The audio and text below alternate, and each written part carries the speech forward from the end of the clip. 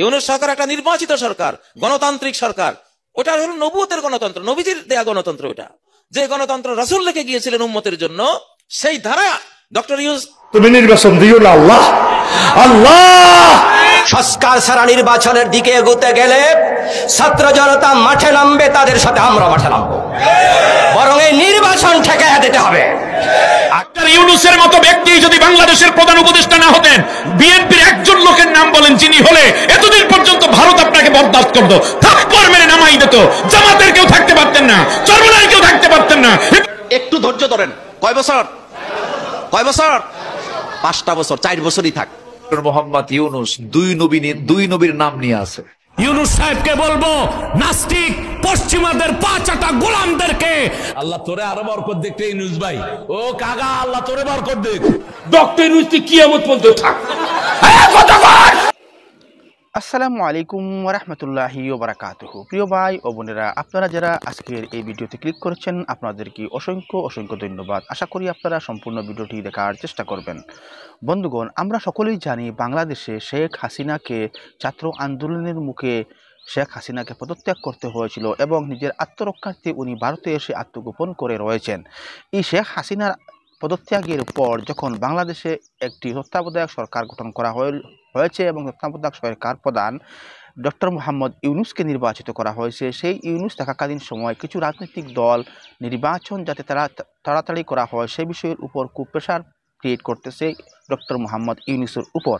কিন্তু তার পক্ষপাতিত্ব নিয়েছেন বাংলাদেশের বেশ কিছু উলামায়ে কেরাম। ওনারা বলতেছেন যে বাংলাদেশের বর্তমান যে সরকার রয়েছে ডক্টর মোহাম্মদ ইউনূস সাহেবের উপদেষ্টা সরকার, সেই উপদেষ্টা সরকার নবী করিম সাল্লাল্লাহু আলাইহি ওয়াসাল্লাম যেভাবে সরকার গঠন করার কথা বলেছিলেন সেই হিসাবেই ডক্টর মোহাম্মদ ইউনূসের সরকার গঠিত হয়েছে। এই বিষয়টা, এই মন্তব্যটা করেছিলেন শেখ কাজী ইব্রাহিম সাহেব। কাজী ইব্রাহিম সাহেবের এই মন্তব্যের পর সমস্ত বাংলাদেশ জুড়ে এক বিরাট প্রতিক্রিয়ার সৃষ্টি হয়েছে। এবং কে কি বলতেছেন ডক্টর মোহাম্মদ ইউনূস সম্পর্কে, আসুন আমরা একটু জানার এবং বোঝার চেষ্টা করি। ইউনূস সরকার একটা নির্বাচিত সরকার, গণতান্ত্রিক সরকার। কিভাবে? নবীজি, তারপরে কে খলিফা হবেন, নবী সাল্লাল্লাহু আলাইহি ওয়াসাল্লামের পরে কে রাষ্ট্রপ্রধান হবেন, তিনি একটা সূত্র দিয়ে গিয়েছিলেন, ওয়া আল্লাহু ওয়াল মুমিনুন ইল্লা আবু বকর। তোমরা দেখবা একটা অটোমেটিক ঘটনা ঘটবে, আমার পরে কে খলিফা হবে আমি জানি, কিন্তু আমি তোমাদেরকে চাপিয়ে গেলাম না। আমি জানি আল্লাহ আবু বকরকে নেবেন, তোমরাও ইচ্ছে করে আবু বকরকে নিবা, এই জন্য আমার বলার দরকার নাই, আমি জানি এটা। উনি একটা আগাম প্রেডিকশন দিয়ে গেলেন। ঠিক তাই হলো। আবু বকর, উমর হাত বাড়ালেন, আবু বকর তুমি প্রেসিডেন্ট, খলিফা। সাথে জানা ছিল, হ্যাঁ ঠিক আছে, এত উত্তম মানুষ আর কে আছে আমাদের সমাজে। দেখতে দেখতে গোটা সমাজ মেনে নিল। ঠিক ইউনূসের ঘটনা তো এইরকম। ওটা হলো নবুয়তের গণতন্ত্র, নবীজির দেয়া গণতন্ত্র। ওটা তিনি জাতির উপর রেখে গেলেন, সেটা জাতি বাস্তবায়ন করলো। ইউনূস সরকারকে অনির্বাচিত সরকার কেমনে বলবো?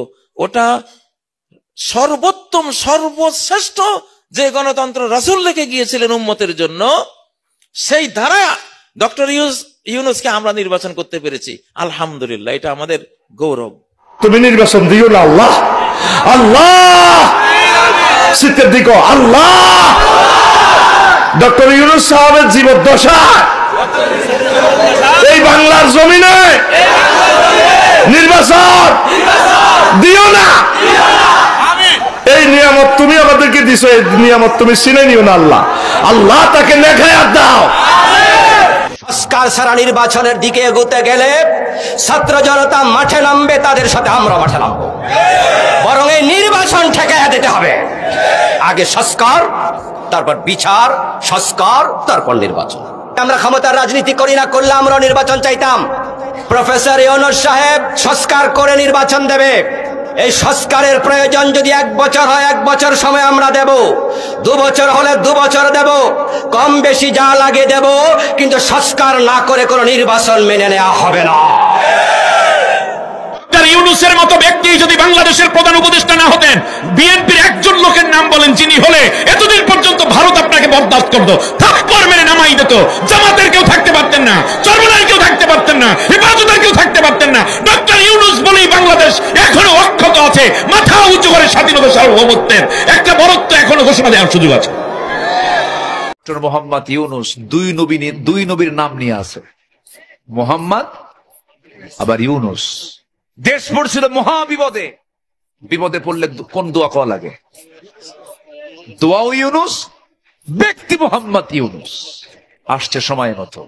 আমরা তাকে ইসলামিক স্কলার মনে করি না, তিনি ইসলামিক স্কলার নন, ইসলাম সম্পর্কে খুব বেশি জানেন তাও নন, কিন্তু এটা স্পষ্ট হয়েছে জাতির সামনে তিনি ক্ষমতা লোভী নন।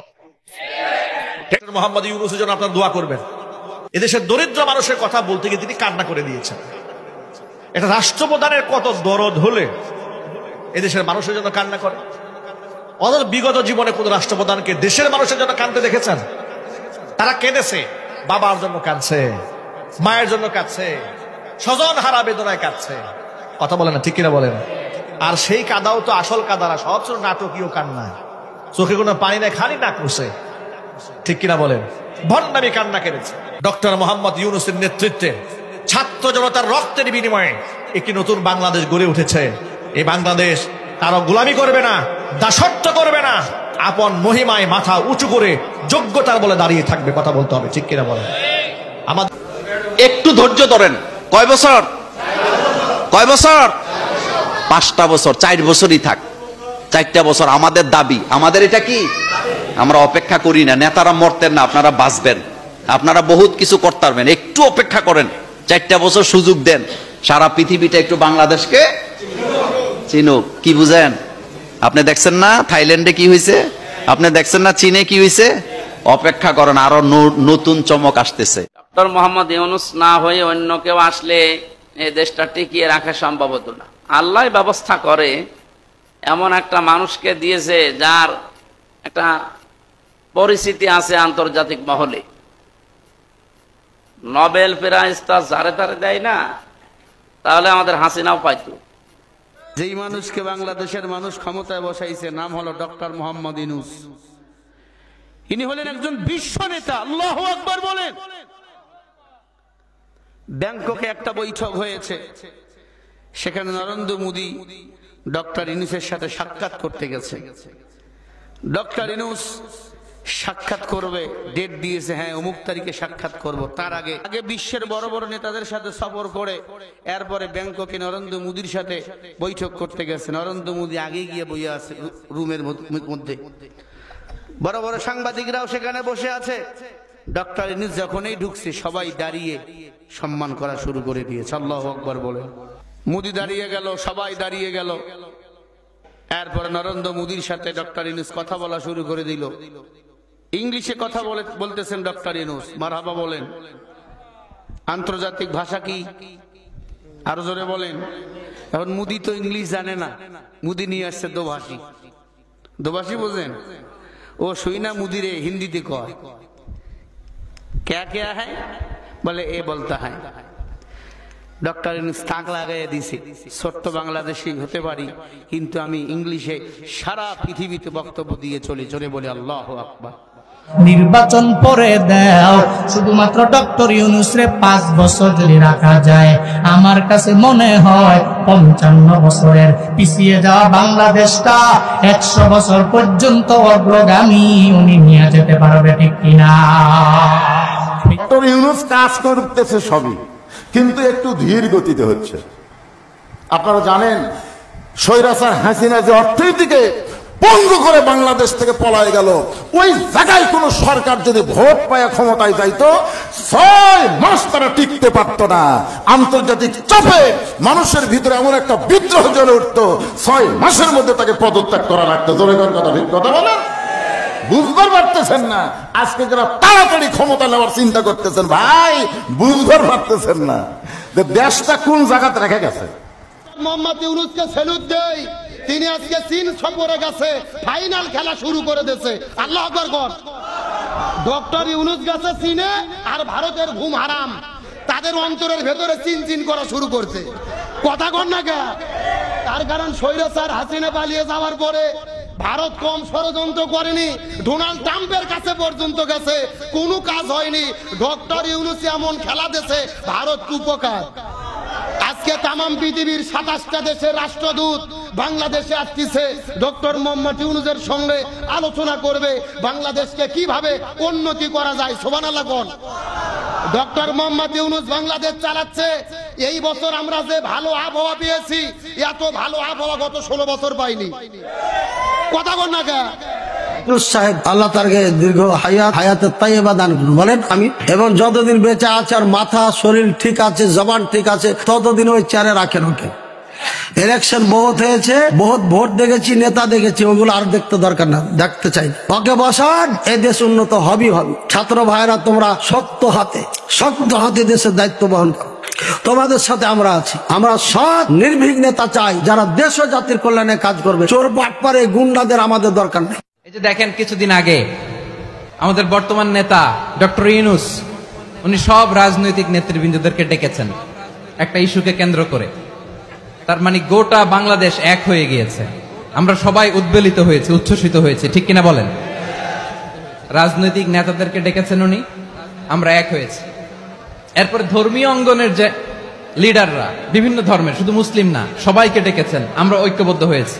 এটাকে বলে ন্যাশনাল ইউনিটি, জাতীয় ঐক্য। ডক্টর ইউনূসকে যদি 5 বছর আপনারা থাকতে দেন, আমাদের বিশ্বাস 55 বছরের পিছিয়ে পড়া বাংলাদেশকে 5 বছরে 100 বছর পর্যন্ত টেনে নিয়ে যেতে পারবে ডক্টর ইউনূস।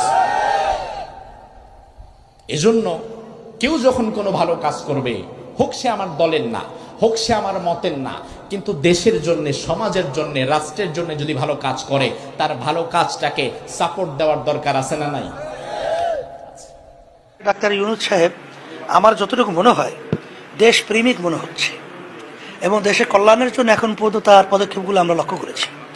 এটা আমাদের বাংলাদেশের এবং রাজনৈতিক দল হিসাবে তার সহযোগিতা করা দেশের কল্যাণের জন্যে, মানবতার কল্যাণের জন্যে, এটা আমরা দায়িত্ব কর্তব্য বলে আমরা মনে করছি।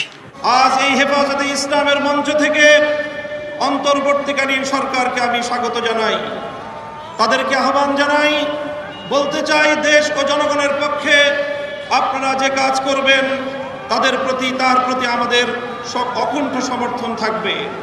ডক্টর ইউনূস সাহেব উনি বাংলাদেশে আর একজনকে নিয়ে আসছেন, যার নাম আশিক চৌধুরী, একজন ব্যাংকার, এই বর্তমান যুগের একজন মেধাবী মানুষ।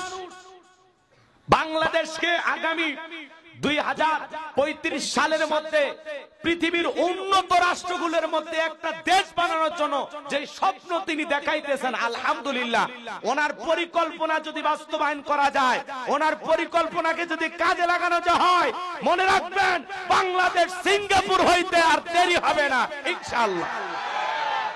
ডক্টর ইউনূস, আল্লাহ তাকেও সুস্থতার সাথে ঈমান আমলের জীবন দান করেন। তিনি প্রথম দিন এসে এক স্লোগান দিছিল, আমার নামে পোস্টার হবে না। কি স্লোগান দিছে বলেন? খবরদার কোন দেশ, পুরো দেশের জন্য আমার নামে, আমার ছবি দিয়ে কেউ পোস্টার না লাগায়।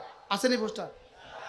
ইউনূস সাহেবকে বলবো, নাস্তিক পশ্চিমাদের পা চাটা গোলামদেরকে, আবর্জনাগুলোকে পরিষ্কার করে আল্লাহওয়ালা সৎ মানুষগুলোকে দায়িত্ব দেন, বাংলাদেশের চেহারা পাল্টে যাবে ইনশাআল্লাহ। আল্লাহ তোরে আরো বরকত দেখতে ইউনূস ভাই।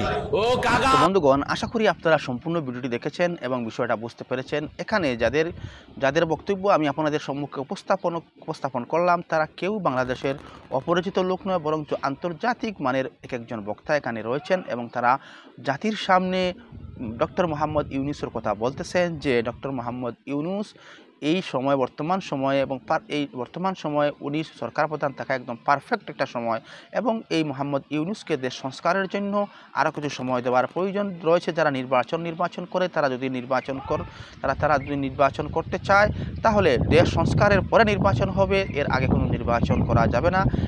এই কথাগুলো বলেছেন এখানে যারা মিজানুর রহমান আজহারি সাহেব, কাজী ইব্রাহিম সাহেব, আমির হামজা সাহেব, মামুনুল হক সাহেব, এরকম ডক্টর আবুল কালাম আজাদ বাশার সাহেব, এরকম বেশ কয়েকজন উলামায়ে কেরাম এখানে বক্তব্য রেখেছেন। বন্ধুগণ, আপনারা কি মনে করেন যে ডক্টর মোহাম্মদ ইউনূস সাহেব যে বর্তমান তত্ত্বাবধায়ক সরকার প্রধান রয়েছেন, উনাকে কি আরও কয়েকদিন সময় দেওয়ার প্রয়োজন রয়েছে না? এবং কাজী মোহাম্মদ ইব্রাহিম সাহেব যে কথাগুলো বলেছেন, সে কথাগুলো সম্পর্কে আপনার কি মতামত তা ভিডিওর কমেন্টে অবশ্যই জানানোর চেষ্টা করবেন। এবং চ্যানেলে যদি নতুন এসে থাকেন, অনুগ্রহ করে আমাদের এই চ্যানেলটাকে সাবস্ক্রাইব করে সঙ্গে থাকবেন, যাতে আরও সুন্দর সুন্দর ইনফরমেটিভ ভিডিও আপনাদের সম্মুখে উপস্থাপন করতে পারি। আসসালামু আলাইকুম ওয়া রাহমাতুল্লাহি ওয়া বারাকাতুহু।